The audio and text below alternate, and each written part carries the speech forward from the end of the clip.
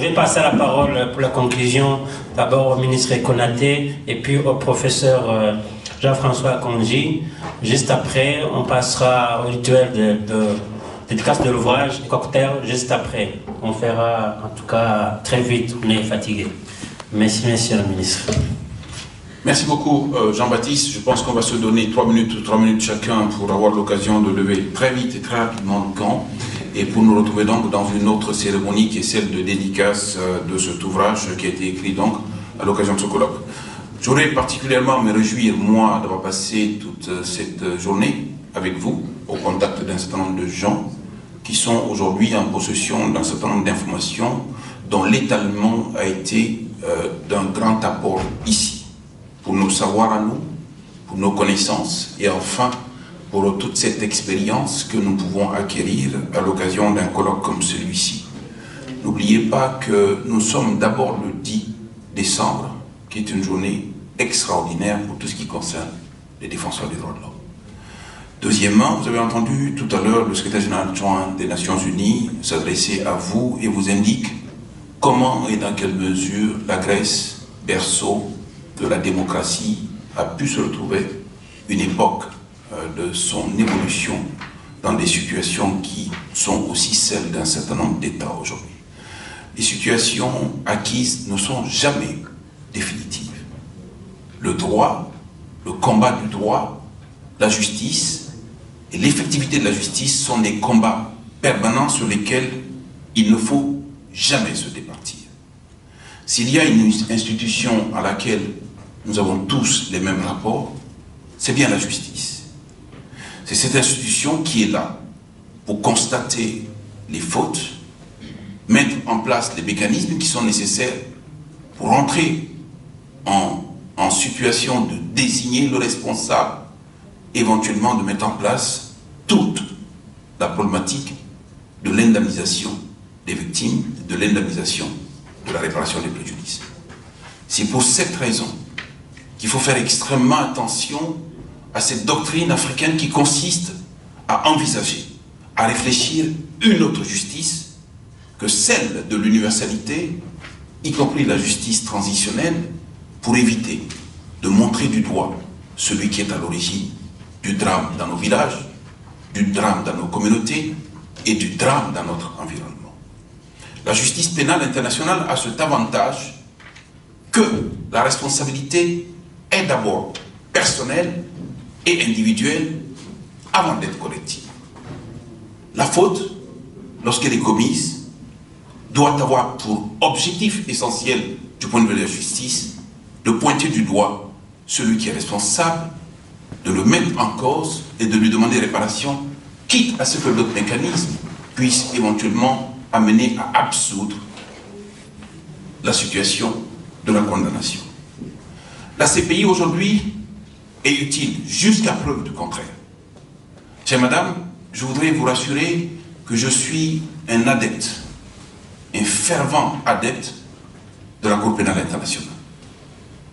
Notre adhésion à la Cour pénale internationale ne doit pas nous amener justement à taire un certain nombre de critiques, y compris des critiques qui peuvent venir de si loin, parce que simplement beaucoup de gens évoquent beaucoup de situations sans être capables d'avoir une appréhension totale de ce que les spécialistes que vous êtes, vous discutez. Les questions de compétence, les questions de territorialité, les questions de subsidiarité, les questions de complémentarité, ce sont des situations qui peuvent échapper à un certain nombre de personnes africaines et d'ailleurs. Pour autant, avons-nous le droit de les exclure du débat? Devrions-nous nous passer de ce qu'ils indiquent comme critique fondée ou pas fondée? La coopération est essentielle dans ce secteur. La coopération entre États. La coopération entre États et institutions comme la CPI. Et cette coopération doit impliquer bien évidemment l'interconnexion de nos systèmes juridiques, même s'ils ne parlent pas dans la même langue, même si les droits de procédure ne se parlent pas, même si aujourd'hui nous pouvons avoir des multiplicités de diversité, l'objectif est le même, trouver le fautif, le juger et le condamner éventuellement. La justice pénale ne peut pas lier les questions intimement politiques qui sont souvent liées aux questions de rapport de force. C'est pour cela qu'un certain nombre de personnes échappent à la justice. Pas de gaieté de cœur, monsieur. La vocation d'une justice pénale, quelle qu'elle soit, c'est de mettre en cause toutes les personnes qui sont en situation de faute et de mettre le champ de la justice. Un certain nombre de personnes peuvent échapper. Jamais pour longtemps. Jamais indéfiniment. La justice est lente. Mais quand elle se réveille, elle rattrape tout de suite. Nos critiques, quels que soient les biens fondés, ne doivent pas amener aujourd'hui à dire non à la Cour pénale internationale, pendant que la Cour africaine de justice et des droits de l'homme est en situation de naissance ou de renaissance. L'impunité concerne l'Afrique. À la suite d'un scrutin, on meurt en Afrique. À la suite des détournements de fonds, on connaît des situations de faim et de soif en Afrique. Je ne dis pas seulement en Afrique, ailleurs qu'en Afrique, mais ici, nous sommes préoccupés par ce continent. Parce que simplement, ce continent, dans la plupart des États, a loupé le processus de la démocratie, qui a été biaisé par l'anéantissement de la justice et l'asservissement des gens de justice. Quel est le juge indépendant en Afrique aujourd'hui? Quasiment pas. Quelle est la justice aujourd'hui qui est libre et libérée aujourd'hui et en laquelle aucun dirigeant politique n'a le souci de mettre la main pour prendre son contrôle? Bien évidemment, l'idéal serait d'anéantir tous les criminels sur cette terre, y compris en Afrique. L'idéal serait de les arrêter tous, y compris en Afrique. À l'occasion, sans doute, il se trouverait des gens pour nous rappeler que la peine de mort doit renaître. Les situations de crise, les situations de difficulté, les situations de manque ne doivent jamais nous amener à envisager le pire. Le pire est passager. Imaginons simplement un contexte, un environnement, un continent et des pays plutôt apaisés. Savez-vous, je termine là-dessus et vous prendrez la parole tout à l'heure. Beaucoup de gens se sont posé la question, mais pourquoi Al-Mahdi, on s'est arrêté uniquement sur la problématique des biens culturels qui ont été attaqués? Bien évidemment, quelque part, nous disposons de preuves contre Al-Mahdi pour toute autre chose. Les gens de la Cour pénale ne peuvent pas vous le dire. Moi, je suis anciennement ministre, je peux le dire parce que je suis libéré, ce n'est pas un secret. Entre deux mots, il faut poursuivre un et un premier pour le résoudre d'abord. Et c'est ce qu'on a voulu faire de façon très intelligente avec Al-Mahdi. D'abord, obtenir une jurisprudence, et quelqu'un l'a rappelé ici, une jurisprudence quasi historique. 2, l'obtenir dans un laps de temps qui nous permette aujourd'hui de pouvoir brandir cette jurisprudence. Et troisièmement, derrière Al-Mahdi, qui échappe au plan criminel stricto sensu lié au sang, mais savez-vous la mine d'informations que Al-Mahdi a pu lâcher qui permet aujourd'hui d'appréhender d'autres? C'est aussi ça la justice intelligente et la justice stratégique. Si vous voulez vous réveiller contre tout et tout en même temps, vous risquez de tout louper. Voyez-vous, vous plaignez qu'en Palestine on ne poursuive pas ou en Israël on ne poursuive pas. Demain, on poursuivra sans doute. Le procès de Nuremberg était inimaginable pour ceux qui ont participé à la guerre. Mais le procès de Nuremberg a lieu. On est devant deux défis, ou obtenir sous la main des gens pour les poursuivre et à titre pédagogique, ou sinon qu'ils meurent, comme d'autres sont morts en Irak, comme des rats. De ce point de vue-là, votre engagement d'Africains, d'intellectuels africains, de spécialistes de ces questions africaines, c'est de ne jamais laisser les autres faire à leur tête. La justice, c'est celle-là qui est rendue en notre nom, mais souvent sans nous, et on s'étonne que ce soit contre nous. À défaut d'avoir la maîtrise au plan interne, ayons au moins le soutien au plan international pour accompagner la Cour pénale internationale dans une situation de grande difficulté politique. Si vous enlevez la Cour pénale internationale aujourd'hui, ils vont se tuer à la suite des élections pour dire qui a gagné. Si on enlève la Cour pénale internationale aujourd'hui, on va se tuer à la suite de détournements d'argent public. le rapport de force ne sera plus consécutif à une élection, un scrutin même bâclé. Ça va être à coup de fusil. Que Dieu nous en préserve. Encore une fois, à défaut de dire bravo à la CPI, ne tuons pas cette cour, faisons avec, critiquons-la, améliorons-la. Merci, monsieur le ministre. Je passe directement la parole au professeur Jean-François Akonji. Merci, monsieur le Président.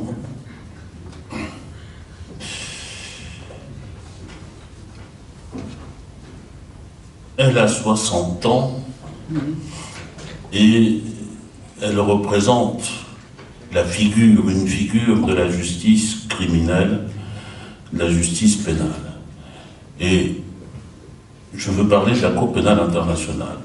Mais la référence que nous connaissons sans doute le mieux, c'est la référence à la justice pénale nationale. Dans tous nos États, il existe une juridiction ou des juridictions criminelles et il existe un ensemble de dispositifs à caractère criminel. Et en y pensant, je ne peux pas m'empêcher de replonger un peu dans l'histoire de la construction de cet ensemble. Le système criminel que nous avons au sein de nos États aujourd'hui est une victoire, et c'est une victoire contre l'outil, la vengeance comme outil de sanction. Dans les sociétés inorganisées que un certain nombre d'auteurs placent au début de la construction de nos sociétés policées et des États, et que nous retrouvons malheureusement à travers nos conflits, il y a surtout la vengeance qui sert la cause de la justice, ou de ce qu'on appelle la justice. Ce que je veux dire par là, c'est que le dispositif de justice et l'action de justice, telle que nous la connaissons, est une sorte d'extraction de la gangue de notre propre humanité dans ce qu'elle a de moins admissible. C'est le passage de nos envies personnelles à un intérêt général à poursuivre. C'est le passage de la vengeance personnelle à ce qu'on a appelé un ordre public. Et poursuivre des criminels, on poursuit des criminels pour la satisfaction de l'intérêt général et pour mettre fin à ce qu'on considère comme un trouble à l'ordre public, entendez par là à un ordre social que nous avons choisi, que nous avons voulu. Cet ordre social aujourd'hui, nous la souhaitons démocratique, mais en tous les cas, c'est une victoire de cette nature-là. Et c'est par là que je voulais commencer pour rappeler que ce qui a été notre sujet, c'est-à-dire l'action pénale internationale, l'action de justice pénale internationale, quand on l'aborde, il faut, comme pour toute action, il est important que l'on ait un horizon, que l'on place les objectifs que l'on poursuit, que l'on fixe, que l'on ait en vue les principes que l'on recherche.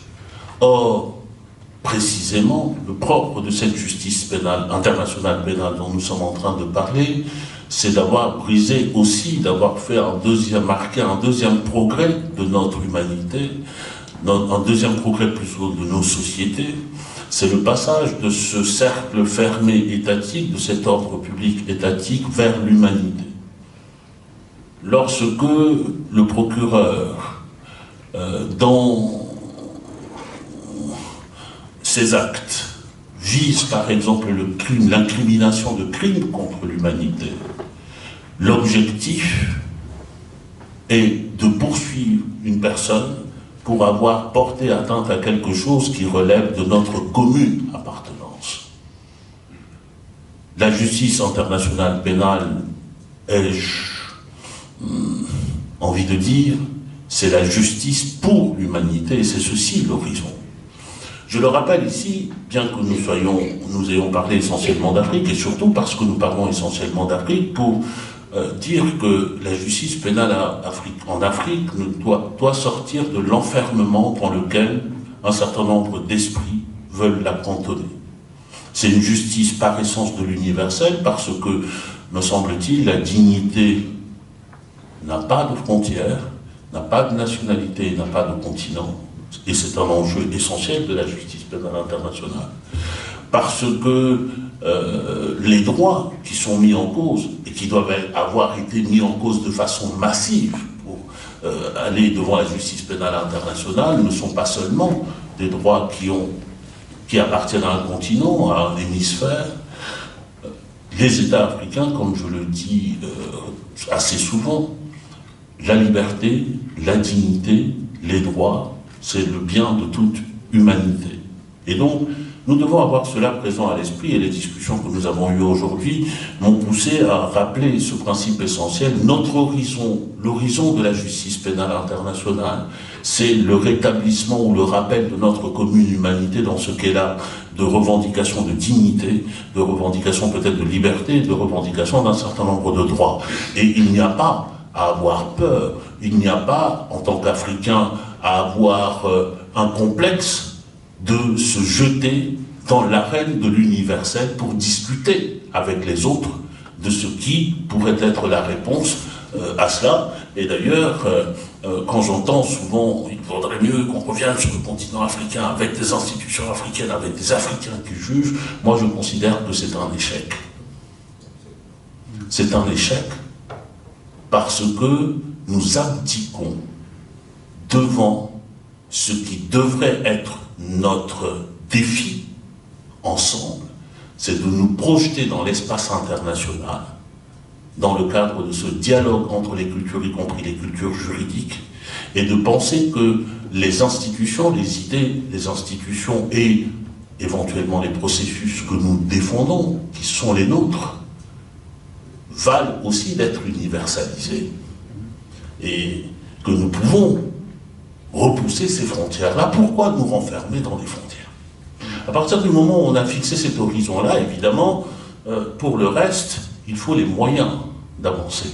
Et la justice pénale internationale, je ne parle pas seulement de moyens financiers, je parle aussi des moyens intellectuels, des moyens techniques, des moyens conceptuels que nous avons à construire pour pouvoir avancer vers la satisfaction du besoin de justice. Et là, nous sommes dans le monde de l'extrême complexité. Le monde de l'extrême complexité, avec des valeurs à la fois qui signifient, je dirais, des valeurs positives, que sont la coopération, on a parlé de complémentarité, on a parlé d'interaction. Nous sommes dans un monde complexe d'abord parce qu'il est technique. On parle de droit, mais on ne parle pas de... On parle de droit dans un univers où la précision est une exigence, parce qu'il s'agit aussi, la justice doit être rendue pour les victimes, certes, mais elle doit être rendue de manière équitable pour les personnes qui sont poursuivies et qui, jusqu'à preuve du contraire, c'est-à-dire jusqu'à condamnation, ne sont pas des coupables. Et donc il y a une précision qui exige de nous, juristes, la plus grande qui est la plus grande des exigences, la plus grande des précisions. Mais il y a aussi, ce monde est complexe aussi parce que tout est pluriel. Vous avez des systèmes de sources. Chaque droit pose ses notions, et même si les notions se ressemblent d'un droit à l'autre, elles peuvent être interprétées de manière différente par les juridictions, par les autorités habilitées, etc. Et il faut s'y faire à cette complexité d'abord des sources du droit. Ensuite, il y a la complexité des mécanismes qui sont chargés d'appliquer les sources du droit. Dans un même pays, entre, comme je le vois par exemple en République centrafricaine, entre des juridictions dites de droit commun, ordinaire, qui jugent actuellement à travers des sessions criminelles à Bangui, une justice nationale aussi, mais qui est une justice mixte de la Cour pénale spéciale, et puis après vous y ajoutez le niveau continental, et puis vous y ajoutez la Cour pénale internationale, et aujourd'hui, je pense que ce n'est plus un défi, c'est notre réalité d'aujourd'hui, du monde d'aujourd'hui, pas seulement du monde des juristes d'ailleurs. Nous sommes dans un monde de complexité, il faut nous adapter à cette complexité, et nous adapter surtout, et c'est la raison pour laquelle je posais tout à l'heure l'horizon positif, régler cette complexité en considération de l'objectif. On s'est fixé, et non pas, comme on le fait souvent dans nos facultés de droit, en prenant la complexité pour la finalité. Et en expliquant à nos étudiants que seront extrêmement brillants lorsque sauront naviguer entre les procédures, naviguer entre les sources, sortir des solutions techniquement. Un de mes grands professeurs parlait de l'idée de droit qui était l'essentiel. Et sans cette idée de droit, il n'y a pas de souffle pour faire mouvoir des règles qui sont arides et qui n'ont pas d'esprit. Je vais terminer ici en remerciant d'abord les organisateurs de nous avoir amenés ici, en les remerciant d'avoir organisé ce colloque de la manière dont ils l'ont organisé, puis en remerciant tous les intervenants que nous avons écoutés ici avec beaucoup moi personnellement, avec beaucoup d'intérêt. Je voudrais dire aussi, et je voudrais dire enfin, pour finir, que toute la journée j'ai été traversé, je parlais tout à l'heure de commune humanité, mais cette commune humanité, me semble-t-il, vient se nicher dans des personnes identifiables, et je trouve qu'il serait souhaitable que cette justice pénale internationale ait des visages. On donne des visages à ces souffrances qui sont constitutives du crime contre le crime de guerre, crime contre l'humanité, crime de génocide. C'est la raison pour laquelle y compris dans ma pratique de réflexion, j'attache une très grande importance aux victimes. Les victimes, non pas seulement pour elles-mêmes, mais parce qu'elles sont encore ce qui est le plus représentatif de la finalité de la justice pénale internationale. Même si, parfois, certaines victimes, sous le coup de l'émotion, peuvent exagérer, parfois certaines victimes peuvent mentir, parfois, mais cela fait partie aussi de notre humanité. Les mécanismes de juridiction doivent permettre de confronter ce qu'on appelait tout à l'heure les différentes vérités pour arriver à la vérité, mais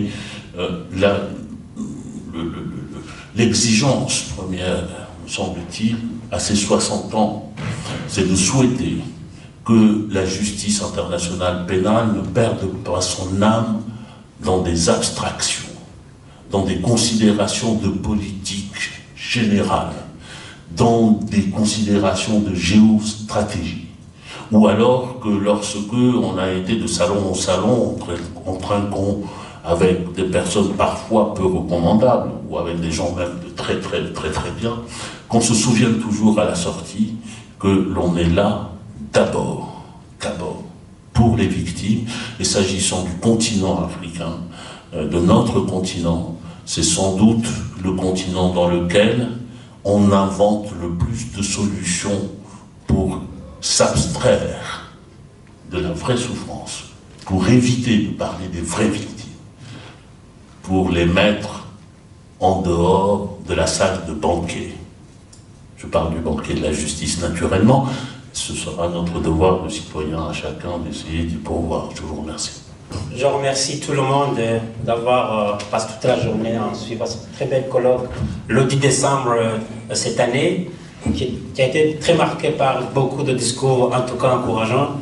Je retiens pour ma part des constats qui se recoupent dans beaucoup de messages qui nous ont été envoyés nous tous, notamment celle du directeur général de l'UNESCO, qui a parlé aussi de l'humanité commune, et puis Thérèse qui nous a envoyé aussi un message avant-hier, c'est une invitation que nous avons envoyée, qui nous a parlé également de cette humanité partagée que l'Afrique doit porter.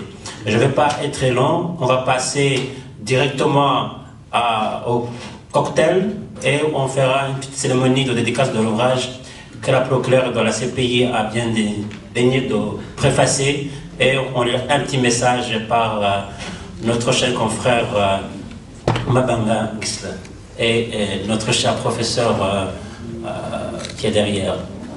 Merci.